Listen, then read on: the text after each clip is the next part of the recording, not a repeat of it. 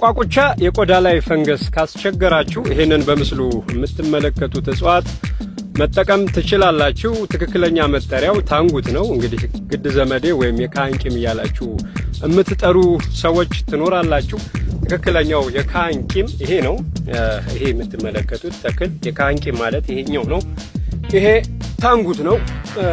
ታንጉት እንግዲህ ቋቁቻ ቆዳችሁ ላይ እየወጣ እየተመላለሰ ካስቸገራችሁ በጣም ተሰበስቡና ፈጭታችሁ ካደረቃችሁ በኋላ በማንኛውም የቆዳ ቅባት ፈንገሱ ያለበትን ወይም ቋቁቻ የወጣበትን የቆዳ ክፍላችሁን መቀባት ነው። 4 ሰዓት እያቆያችሁ መታጠብ። ይሄንን ድግግሞች ለ7 ቀን ብታረጉት ቆዳ ላይ ያሉ ችግሮች ለናካቴው ይወገዳሉ።